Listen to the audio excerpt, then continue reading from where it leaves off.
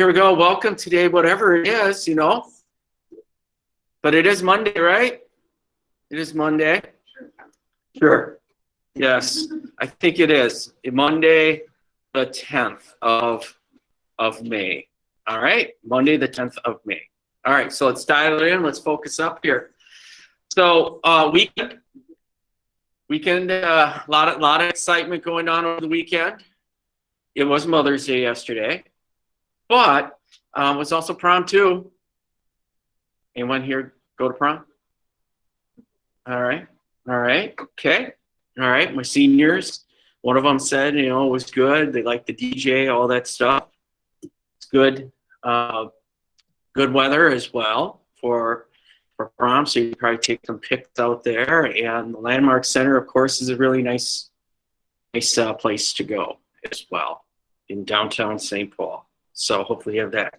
And yesterday was Mother's Day, and so hopefully you took the time for mom. All right. Anyone want to share how you celebrate it? No, don't. Okay. I think for the Nukes, daughter had decided that she would be the chef and made the dinner. So it was fantastic there. So that was good, but it was a good day overall. All right, so here we go. Youth protest. All right, so this is where I say let's dial it in here. And so youth protest. Looking back at it, if you have not turned it in, let's do that. All right, let's make it a point, get that in. Looking back at youth protests, one thing, so get us going here. One thing that we learned about youth protest. All right, and so let's put it in the chat or put it or verbalize it here. So one thing that we learned about it, Evan, what do you got? About youth protests.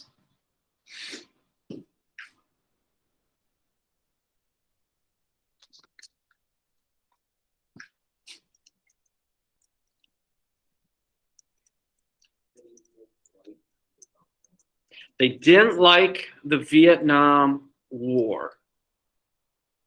Okay, that is true. They did not like the Vietnam War.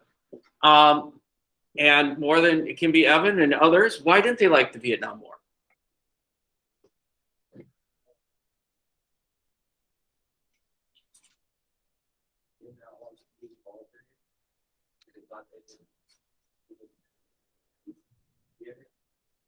Okay, so one thing, and that's a very good point, is not believing in the cause itself.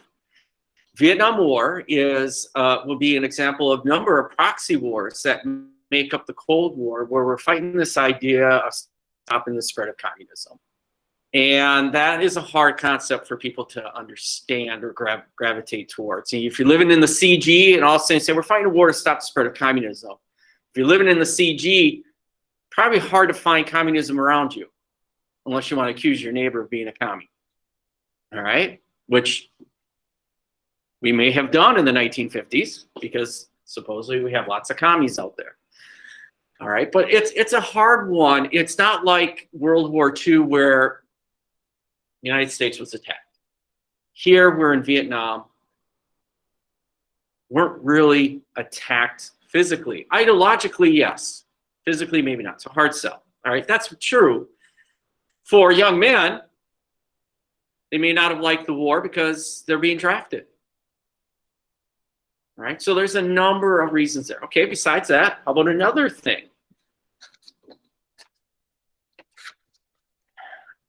Minnesotan here, and so we do things in threes.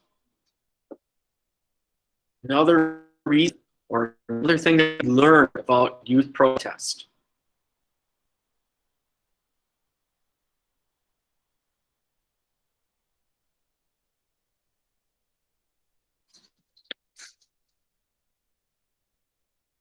What do you think, Isabel?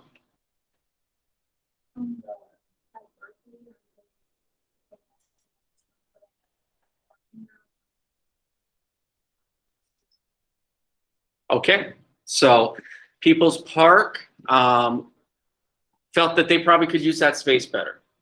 All right, and at People's Park, they're going to begin to experiment with a lot of their ideas on how society should be.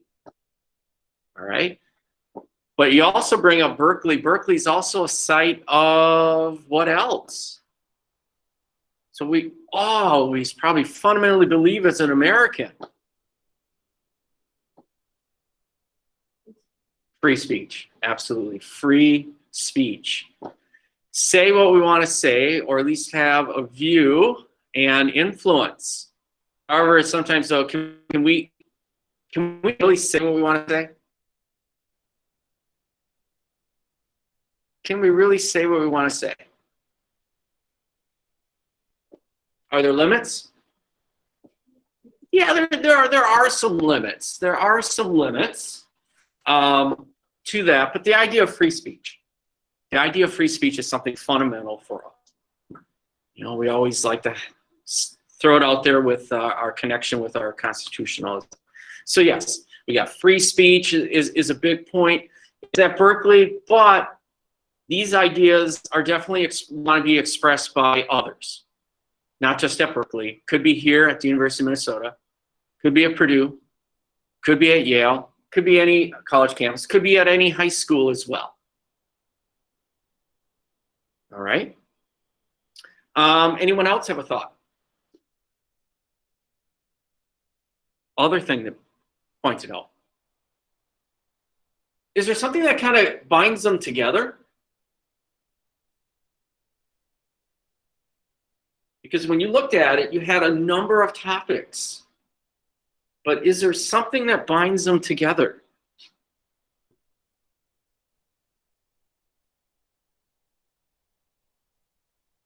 Yeah.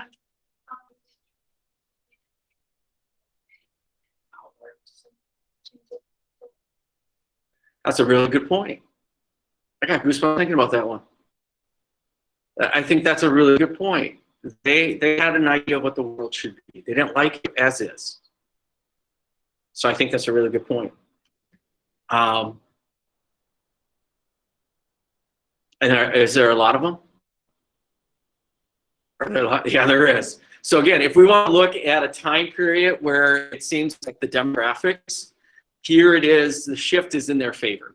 So there's a lot of them. And so can you ignore them because of their numbers? See some heads going this way. No, you can't. You can't ignore them. You can't ignore it. You can pretend and just try to say, I know better. I mean, you're an adult and I know better. But they are bringing up some good, valid points. So, and they can't be, you can't ignore them, right? But they're good. But there are some things that do restrict them. Their age is one thing. It does stop them from, things like voting. All right. This is why at this time period, there's a big push to get young people to vote. It will happen. A lot of it has to do because of the Vietnam War. All right. So good. Issues then, or do we have anything comparable to the issues then as to now? Anything now happening? Is there anything comparable to it? Or are our concerns completely different today? What do we think on that one?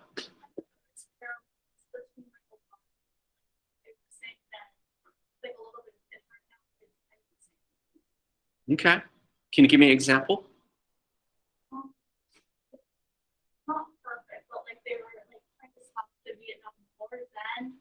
There's like a lot of like school shootings and gun control things now. Okay. Kind of both against violence. All right. Okay. I can see that. All right. Valid point. Valid point there. Anyone else?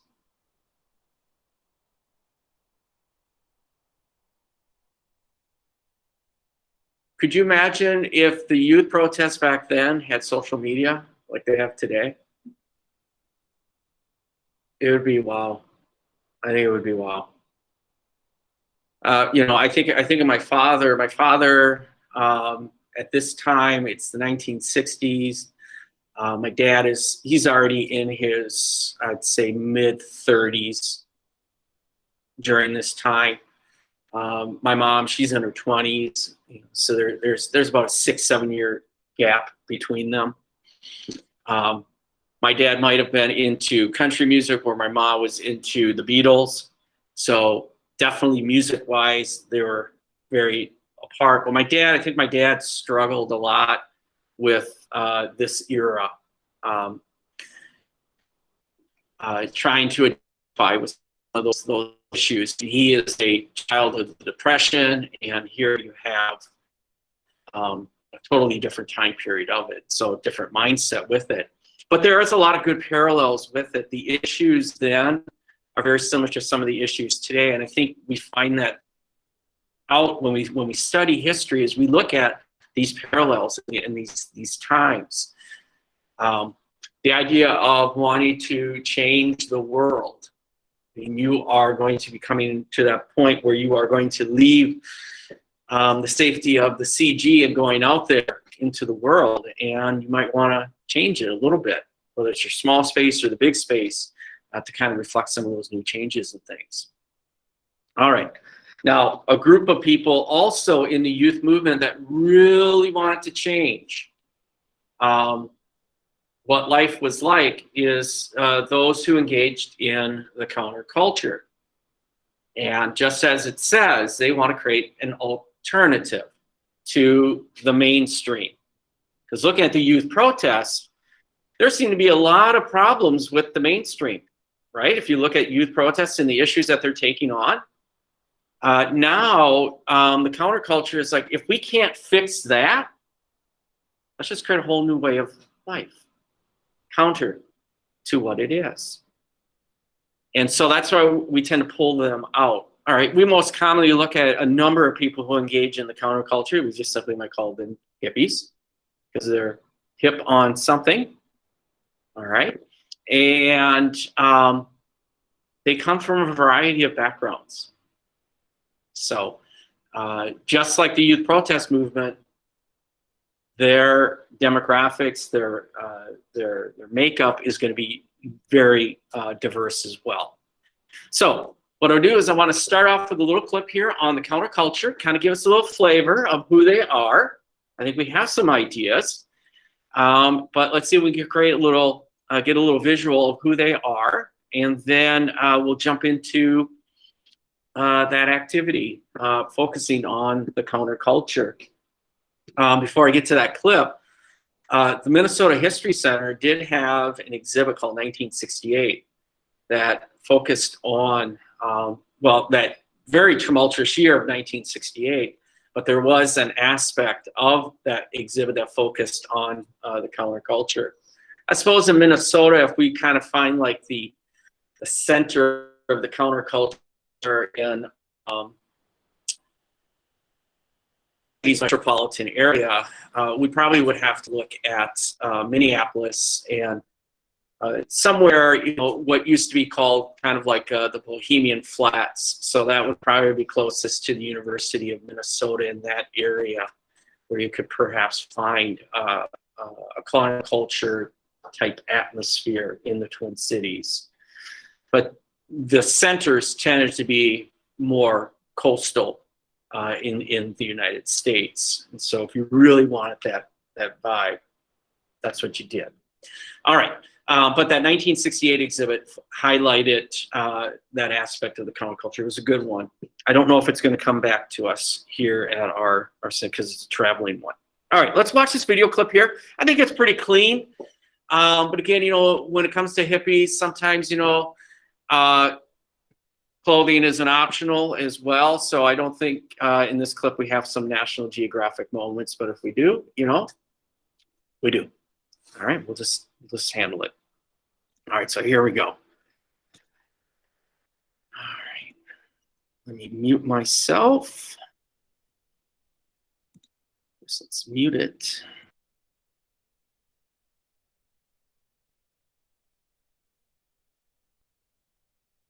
Defiance of the government.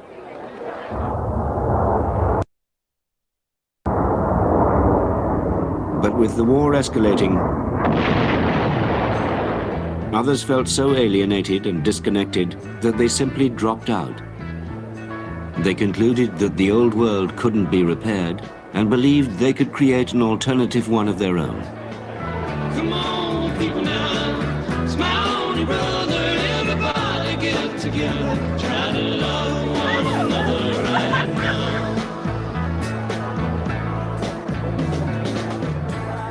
In 1967, the hippies were discovered by the media, and suddenly everyone knew about them. Their psychedelic drugs, their clothes, their vision of peace, love, and communal living. One of them was the former Boy Scout, Ron Thielen. What is happening here in San Francisco is really one of the only meaningful responses to the war and to the whole shock of the system. This is a meaningful response with alternatives, with creative human energies involved and active in doing things.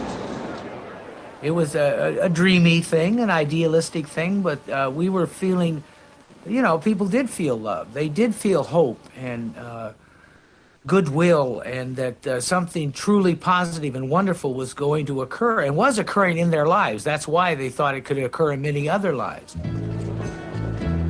San Francisco attracted more hippies than any other city, to the contempt of the governor of California.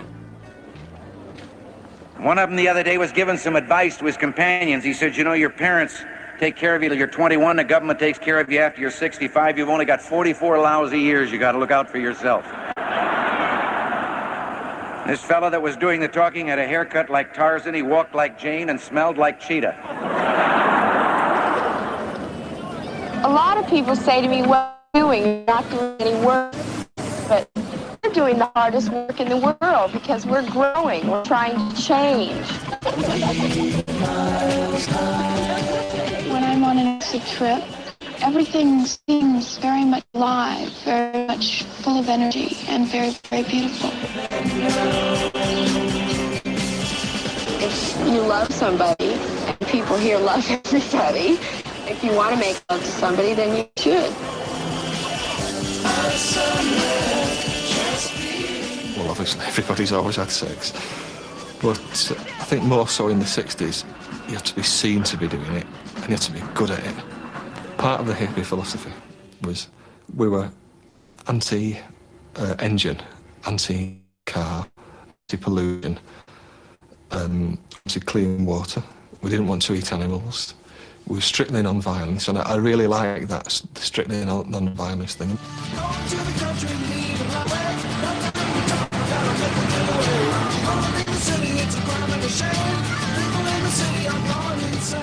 Many hippies moved to the country, setting up their own communities where they hoped to live by the anti-materialist ideas they preached. We were concentrating on a very colorful, loving version of what life can be if we work together and play together. And a lot of people went off and they became very raggedy because they really didn't know how to survive, and they didn't know how to grow carrots, and they didn't know how to, you know, dig latrines, and they didn't know how to create alternative schools, and they had to learn all that. The hippies established a drug culture that could seem benign, but it could also be utterly destructive.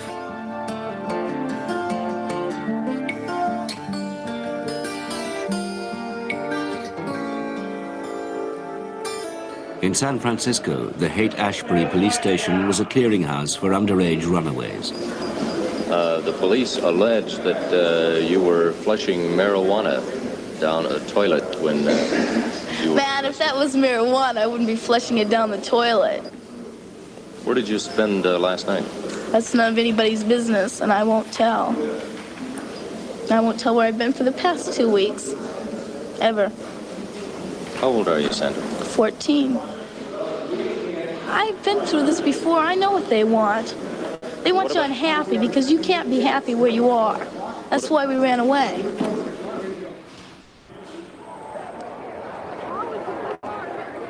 Though many of their concerns were to re-emerge in other forms later, the hippies were a minority. Most young people still wanted to be involved in what was going on around them.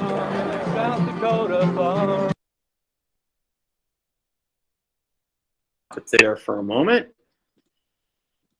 All right, so you got a little snippet of the hippies.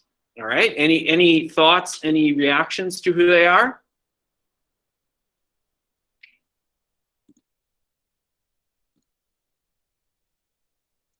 You want to hang out with them?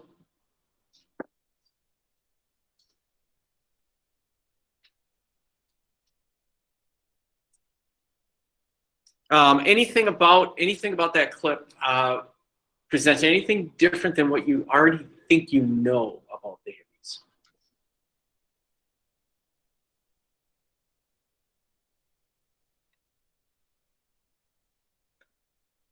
So the colorfulness, the drug culture, yeah, that's part of being the hippies. But I think the former Boy Scout also was hitting on some of the other aspects. And then that one musician from England also was hitting on some of the issues also that make up the counterculture. They are presenting an alternative way of living. They don't like the violence, whether it's in Vietnam or in some other place. So they like the nonviolent aspect. There's an environmental side to them as well.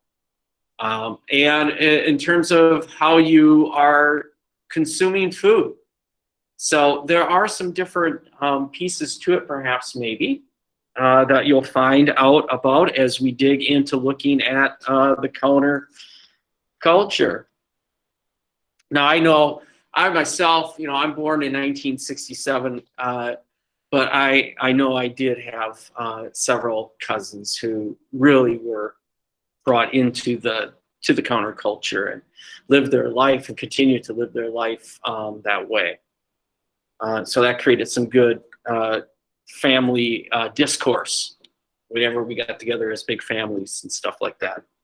All right, so with that, let's take a look at the counterculture here. We're gonna try to get a little colorful with the counterculture. So let's dig in here. Let's go to Schoology and let's open it up. All right.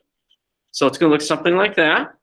All right. I like my attachments, but there are two in here that you definitely want. You want the Counterculture Activity 2021, and then I do have some outlines that is a possibility that you can use here, because there's going to be some drawings. All right, and if you're not good at drawing, you can just use one of those outlines. But here, what we're going to do is we're going to look at the counterculture. All right, we've been looking at youth culture and protests of the 60s and 70s, but we also want to take a look now of an offshoot of it known as the counterculture. All right, so this is going to be solo activities, just like what we have been doing, and with the youth protests. And so the first thing we got to do is we got to find out every aspect about the counterculture, who they are, where they're from, what do they believe in. So what is it that the counterculture is challenging the mainstream? All right, so that's where those readings come into handy that have been attached. And of course, we've got some links there as well. So there's plenty of information that can help you figure this out. So what is it that the counterculture is challenging about the mainstream culture? All right, so you can come up with 2 or 3 ideas there. How do they want to live their life? All right, their message. All right, you saw that some went off to the country and then created their little communes. All right, some of those little communes are still around with us, like Rainbow, Oregon would be an example. Where are the centers of the counterculture? If we picked up from that little video clip, where was like the big one? Did you pick up on it? San Francisco. San Francisco, and it would be the Haight-Ashbury area in San Francisco. There will be some other places, but San Francisco is one of the big ones. I remember when we took a student group there in San Francisco in 2001, we did make sure that we did find our way to the Haight-Ashbury, and so we can see the center of the counterculture. Describe behavior, lifestyle, images, clothing, all that stuff. All that stuff that goes into it. Yes, drugs is part of it, but it's not the entire thing. But the counterculture, the hippies, in many ways, is a more colorful version of a group that came out of the 1950s known as the Beats, the Beat movement. All right, those are the people that wore black, and they're in coffee clubs, and they did poetry and very expressive that way. The hippies are an extension of that. Describe the music and art associated with the counterculture. All right, there is a type of music that goes with it. All right, so if they are engaging in a drug culture, there is a music that goes with it, and it's simply, you know, some of it is called psychedelic music, but who are some of the artists that pick up on it? And then, of course, you know, we got the big historical questions. So today, that's what your focus is, to figure this piece out, because what you have here is use one of the counterculture outlines or create your own silhouette. So you can do your own drawing as well. And if you can do it on paper if you want, or you can do it electronically. But if you don't feel like you can do your drawings, like I said, I do have some here. And they are, you can say a little hokey or a little cheesy, whatever you want. You got some other words to go with it. But the thing is, you're like, that does not look like a hippie. All right? Does it look like a hippie? No. So how do you make it look like a hippie? You got to add some color to it. You know, got to add a little flair to it. All right? Keep it honest. Keep it clean. Let's be appropriate. All right? And perhaps maybe you want, you know, a female flower child. All right? Again, add a little color, a little flair to it. Or you got a couple here. All right? Or you got that. Again, nice. Again, some of these there might be a little hokey, a little easy. Again, if you're not the most creative in terms of drawing, that's fine. Just use one of these and then bling it out. Make it colorful. But also, as the directions say with this, is when you design your hippie, this is what goes around and inside your silhouette. So now you've got all your research up here.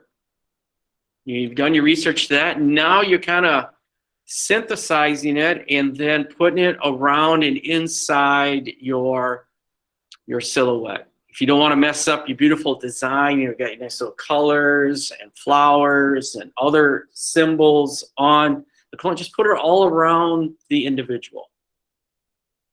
All right. So include information either inside clothing to represent the count, be appropriate. Find and include notable quotes, sayings, or phrases, all that stuff. You know, far out, all that. Make sure your response to the BHQ is blatantly obviously. You know, it's obvious. All right. So you're looking at the values, set members of the counterculture apart from members of the traditional mainstream society. So what is it about them, and what characteristics do you see around with us today?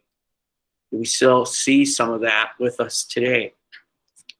All right, so we're gonna work on this today, and we'll work on this tomorrow as well. It is due tomorrow, but again, if you're doing it on paper, then I'll get that paper, either take a picture of it, or I get that paper from you on Wednesday. Okay. Is there any questions related to this?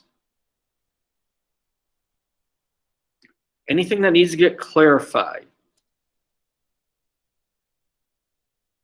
related to this?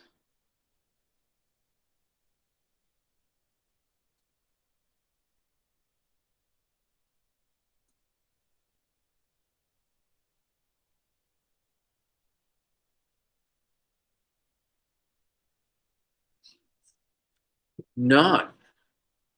Okay. Well, we are going to have about 45 minutes here to work on this. Remember, the first task is got to find some information about your counterculture member. Use these resources here, or use any of these attached copies as well. And you should be able to find all your good info. All right, those that are here, if you're going to draw on paper and all that stuff, I do have colored pencils and markers that you can use. All right, those at home, you can ask questions or exit and have a great day.